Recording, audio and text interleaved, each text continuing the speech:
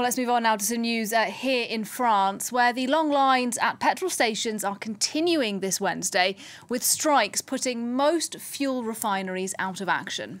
Well, this morning, staff voted to continue their industrial action, which has now entered its third week.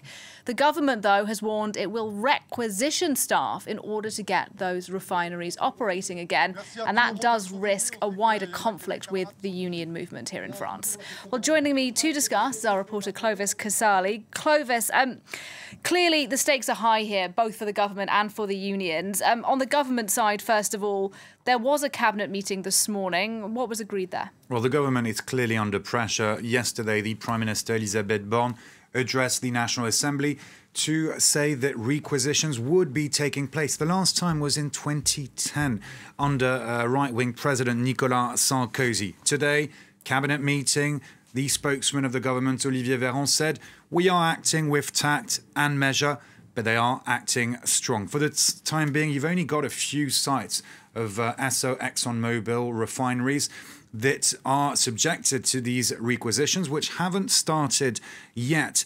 And you've got unions like left-wing union CGT still refusing to give in. For the government, this means that CGT and all those going on strike do not respect the rules of democracy because they're not complying with the will of the majority. By that, they mean that most unions at Esso, ExxonMobil have agreed to resume work, but not CGT, and they're blocking the depots and refineries.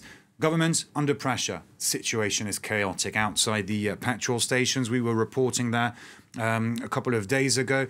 Really chaotic. We've got long queues, people waiting 2-3 hours to get petrol.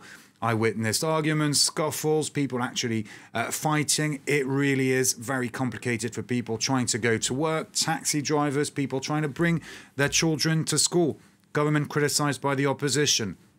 President of the Northern France region, Hauts-de-France, Xavier Bertrand, saying these requisitions won't change anything because it's only in the south of France and in Normandy, 3 of them. So for the north of France, they'll still be without petrol. Massive problem.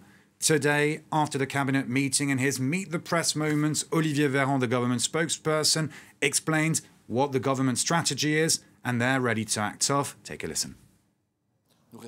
We remain extremely vigilant. If the deadlock ends by itself, of course, we'll be very happy. But if the crisis does continue, we are not ruling out the possibility of using the same means as for the ExxonMobil oil depot of Port Jérôme. That is to say, requisitions to end the deadlock rapidly. So, yes to social dialogue, but also yes to public and private services. And yes to the fact that people need tranquility. So talk there, Clovis, from the government spokesperson about requisitions. That means compelling workers to go to work even though they don't want to. That left-wing union you were talking about, the CGT, says this crisis isn't over. They want their members to stay out protesting. So what can they now do?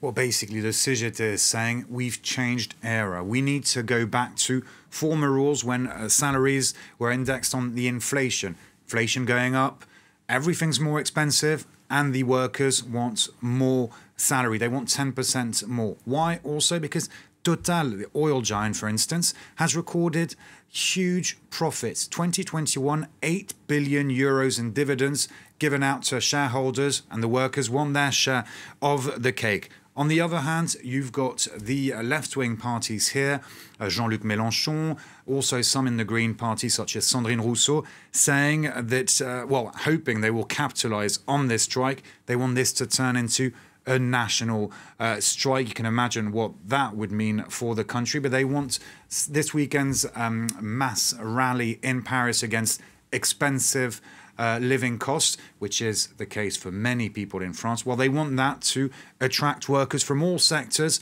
and therefore they don't want this to just stick to refineries and oil depots. One last word. Emmanuel Macron tonight, French president, on France 2. We'll be hearing him on France 24 also. He's supposed to give a long interview only about international issues. Given the situation, he's going to have to say a word about oil, about petrol, about the chaos in stations and disrupting people's lives here. All right, well, we'll see what he has to say. Clovis Casali for now, though. Thanks very much indeed.